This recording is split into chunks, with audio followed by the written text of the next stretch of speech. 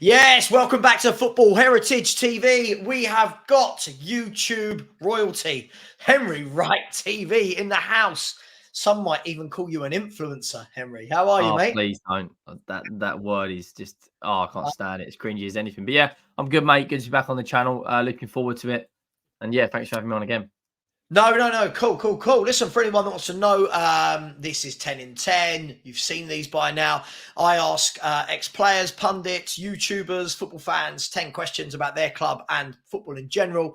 They answer. It's their opinion. There's no right or wrongs. You guys and girls can challenge it in the comments. And we'll take it from there. Just for reference point, because this won't go live today, it might go live in a couple of days. It is the 19th of December. So this is just a few days before we're at home to Everton, Henry. So just quickly before we go into it, Everton at home, just really quickly. Fancy it? 3 points?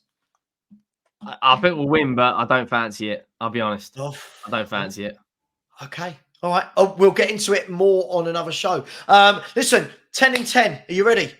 Yeah, let's go. Let's go. Nice, easy one to start with. Who's the best Spurs player in the Premier League era and why? Well, it's two players, but for me, Gareth Bale. The guy was electric, could single-handedly win games on his own. Everyone thinks back to that Inter Milan tie, the Champions League, playing at left back, the hat tricks. That one season he won Player of the Year, Young Player of the Year. Every single goal, the strikes were, clean as a whistle, top corner every single time. He was just absolutely electric. Obviously, a lot of people, maybe the younger audience now would say Harry Kane. He's done phenomenal things for the football club. Our top goal scorer, the top goal scorers in North London derbies. But if you're talking about excitement and the better footballer out of the two, for me, it's Gareth Bale. Absolutely incredible footballer. Yeah, and the fact that he got that move to Real Madrid and went there and ripped it up there as well. Just 5 Champions Leagues is just obscene. Oh, absolutely, man. Just quickly, a little question off the back of that. This doesn't count as one of the 10. Do you think in some ways it was almost a shame when he came back to Spurs that we saw the old kind of injured version of Gareth Bale after what we'd seen in his peak? Yeah, I mean, it's the emotion plays on you. It's like, oh, it's Gareth Bale coming back, but it's not the same Gareth Bale. It's an older, more knackered, retired golfer Gareth Bale coming in who wants to play for us. I mean, yes, it was great to see him get a goal. I think his first goal back was in a 2-1 win against Brighton. I think Eriksen scored that day as well. But there's part of me that just thinks, just stay there. We've got our memories. We don't need additional memories of you lying on the floor holding your hamstring now. Yeah. I thought it was a real shame for me. And I think you can see why Jose didn't really want him. But hey, we move on. Next question. Who is the worst Spurs player in the Premier League era and why? And you can give me a couple if you want. But who stands out to you? Worst Spurs player. Now, I'm going to give you one straight off the bat. And he might not necessarily be the worst footballer, but the fact that he's been here for 10 years. Oh, 10 I wonder. years. Eric Dyer. I mean, by nowhere near the worst technical ability. He had a great season under Poch where he was playing in kind of the DM role. I think Man United wanted him at one point. But for me personally, how he's still in the squad 10 years later when he's so far from it, he lacks the pace. He lacks the footballing, IQ to actually play as a centre-back now. I don't even think he starts at championship clubs. I'll be honest. For me, I'm putting him right up there, the fact that he's still there. And closely followed, and this is going to upset a lot of people, by Harry Winks. How he's still here, how he was still there so long. Harry Winks is ripping it up in the championship right now, mate. Yeah, he can do that as long as he wants, as long as he's not at Tottenham Hotspur Football Club. Yeah. I talked about the championship. It was funny, actually. I thought about Eric Dyer yesterday. I watched Leicester City versus Birmingham, and I actually watched Wout Faes and Vestergaard play for Leicester and thought, I'd have both of you over Eric Dyer playing in the championship. Listen, Eric Dyer is not the first person that has given Eric Dyer as this answer. The next question, who is the best player to have played in the Premier League period? Give me a couple of names if you like. One name, Thierry Henry, without a doubt. It's not even close.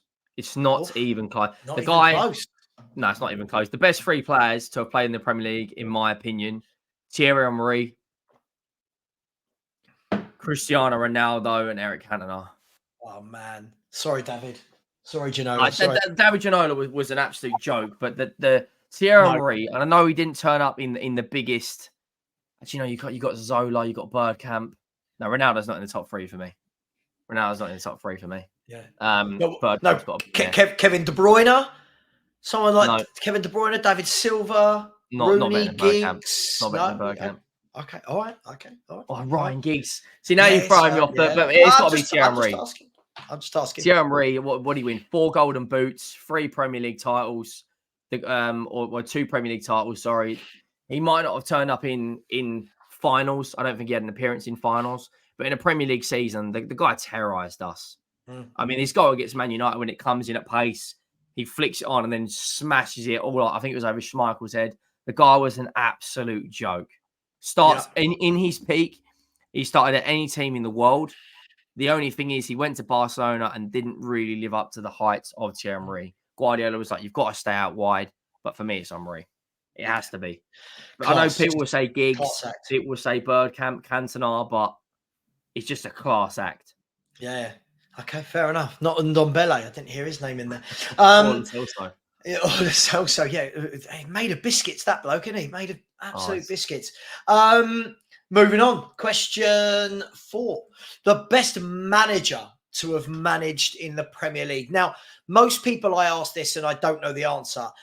Is your answer Unai Emery? No, but he's class. See, most people, I'm going to divide a lot of opinion here. Go for it. Most people would say Alex Ferguson, and I totally get that. But for me, it's Guardiola. Okay. I mean, yes, you have to spend $1 billion to win a title, whatever, but the guy is a machine. He's turned up. Yes, he didn't win the title the first time. The football they play, I don't think we'll ever see another 100-point season. I don't think we'll ever see.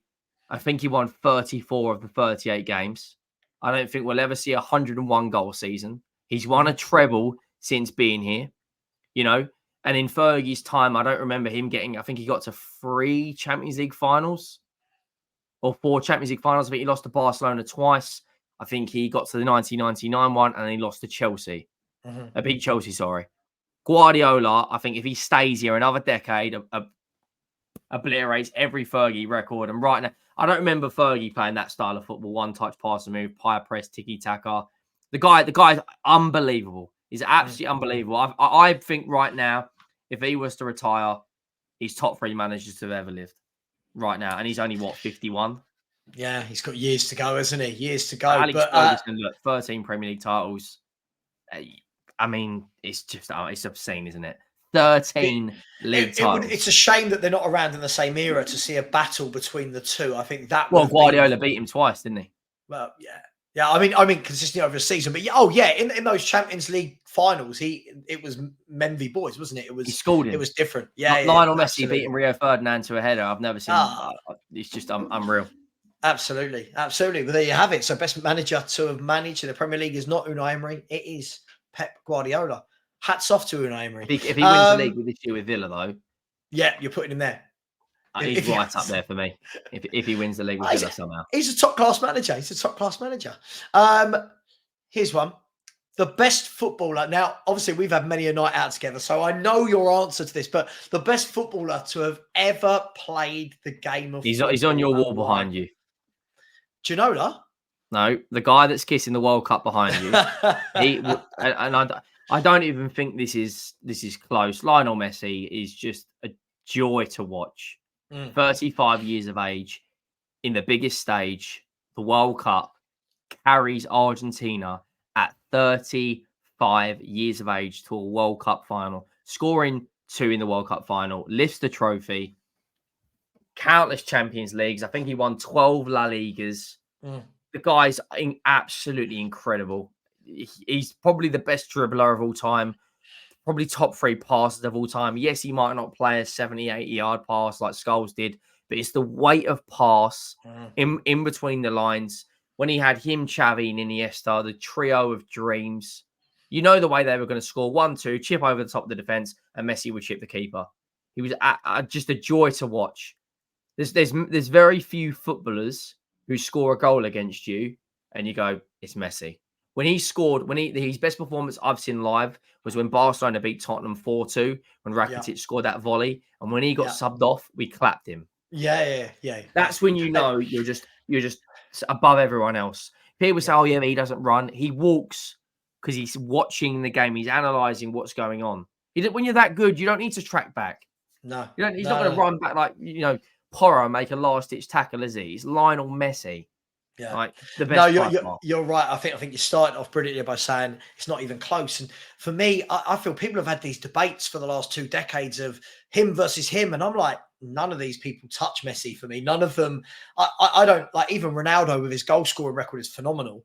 I don't ever watch Ronaldo and get the same joy that I get watching Messi. He's an elite goal scorer. Yes. He had a 5-year period of being simply out of this world. Yeah. But when Messi lifted that World Cup, all the doubters that were Ronaldo fans have nothing to say because Ronaldo obviously won the Euros. It was kind of like, and no one really gives Copa America the same level of respect as the Euros. Yeah. But winning the World Cup against that France team. Absolutely. Listen, I agree with you. I mean, there's some good people on that wall, by the way. There's Ronaldinho, Pele, Ginola, Kane, Haaland, Sheringham. Some good people up there. Some good people. Next question. Let's go to the back 5. The most excited you've been for a new signing that then flopped. So it might not be that they flopped completely, but they just didn't live up to the hype that you were expecting from them. I probably would say 2. One of them, these are in recent years. One of them, Eric Lamela. There was a lot of hype around him when he came in from Roma. It was our record signing at the time. Mm-hmm. It was Roma, wasn't it? Yeah. A record signing at the time. I think it was around 33 million. And he scored 17 Premier League goals in 10 years. Or 8 years. I mean... That's right. It's about 2 a year, isn't it?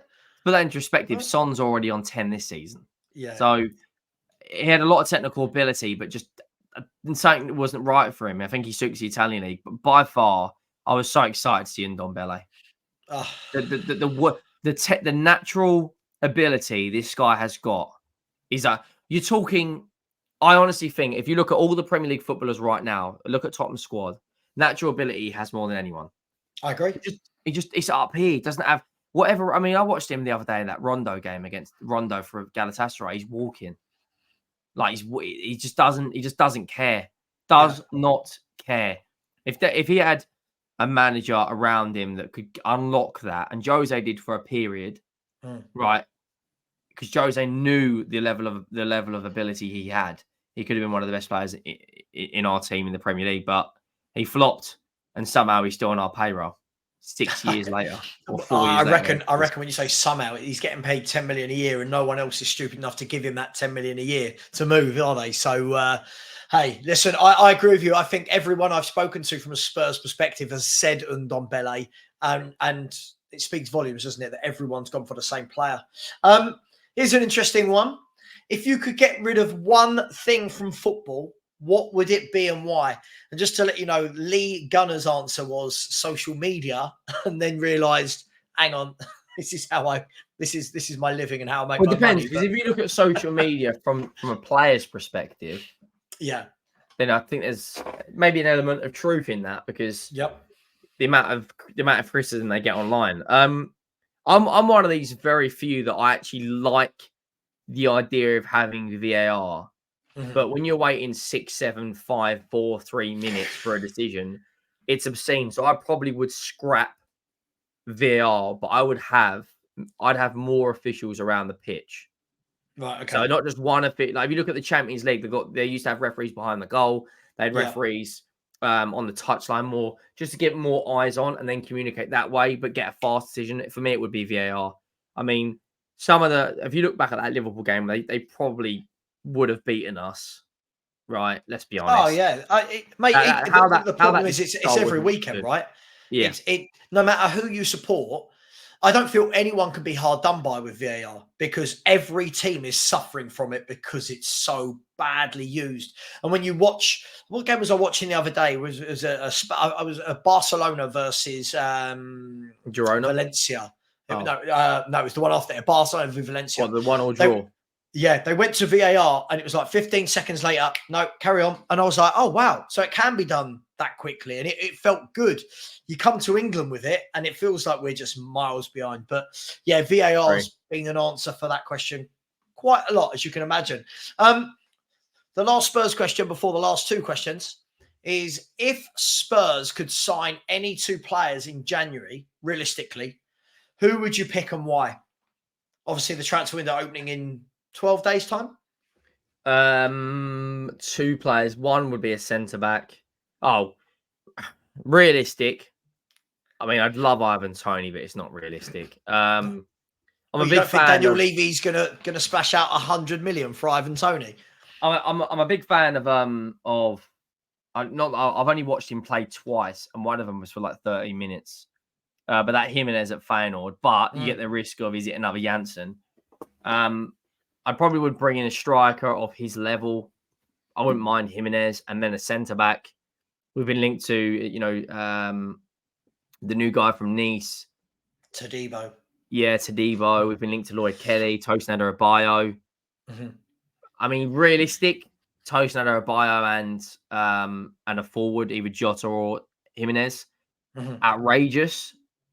I'd be happy if we just brought in one player, and that was Ivan Toney. But it's just Daniel Levy, isn't it? I can't see. Yeah, I just can't see him spend that money. But yeah, definitely. Look, last two questions. I love these last two questions. I want to know the worst football opinion you've ever heard. Now, this can be from a player, a manager, a fellow YouTuber makes it funnier. I already know. Or go on. Rory Jennings. When he come out on Sky Sports, I mean, he seems like a nice bloke. I don't know him too much. But when you're coming out saying it's horrible to the establishment of players like Son, Salah, goal scorers, Saka, Martinelli, whoever he is, to say that Erling Haaland may not win the Golden Boot when the guy has more goals to games in a Dortmund team. He's coming to Manchester City in his first season, scores 50. Yes, he's injured at the moment. He's not as prolific as he was last year. Teams are slowly starting to get up against him a bit more, be tighter. But that's got to be up. That has got to be the worst footballing opinion of all time. Well, the funny thing is I've said that is mine, by the way. But the funny thing is, people say that his goal scoring isn't as good as last year. Do you know his goals to game ratio this year is better? I think the difference is this year is because Man City haven't been on fire as much. Yeah, he's got 14 goals in 15 Premier League games, and then if you look at him in the Champions League, he's got 5 in 5. It's madness. For the national team this year, he's got 6 in 5. So already he's at 25 goals for the calendar year, and he's only 20. He's 23 years of age. Like. It's just madness, isn't it? But yeah, listen, great one. Good old Rory Jennings. And then the last question, Henry, I want to know, and I'm sure, I know you've got a few of these. I want to know what your most controversial opinion is. The sort of opinion that you truly believe, but then when the rest of us are going, come on, you must be mad. You're going, no, I believe it. What's your most controversial opinion? My most controversial footballing opinion. Two. One, and it may not be controversial to a lot of the rival supporters, but to Spurs supporters, this is gonna completely break people's hearts. Romero is not the defender we think, and Son is nowhere near world class. Nowhere near it. If I say that, I'll lose about 1,000 subscribers. My other footballing opinion, most controversial footballing opinion is, and this is Mo Salah. Is not world class. He's a world class goal scorer, but not a world class footballer. The amount of times he stinks it out, will get a penalty, but it's paper over the cracks. Oh, it's Salah scored another goal yet again, and yes, he might be captain of my fantasy team. However, he's not world class. He doesn't. There's no fear factor. You look at Vinny Jr. You look at Riyad Mahrez when he's running at you in his prime. I look at Salah and I just think no. World class goal scorer, same as Erling Haaland. Erling Haaland is not a better footballer than Harry Kane, but he's a world-class goal scorer. Yeah. Yeah, so there's a lot to be said for it. I think sometimes we just use the word world-class footballer without breaking it down. And Yeah. I agree with you. I think Mo Salah, his goal record for the last 6, 7, 8, 9 years, you cannot argue with. But as a footballer, I don't put him anywhere near the level of top players, like as an actual footballer. So listen, I completely get with you. Romero and Son, I'll leave you to fight that battle with people in the chat. Listen, Henry, thank you so much for coming on. Everybody knows where to find you. Henry Wright TV. The link is in the bio for this show. Please like and subscribe. Listen, Henry, happy Christmas to you and yours. You too, mate. And listen, thank you so much. Everybody, please like, please subscribe.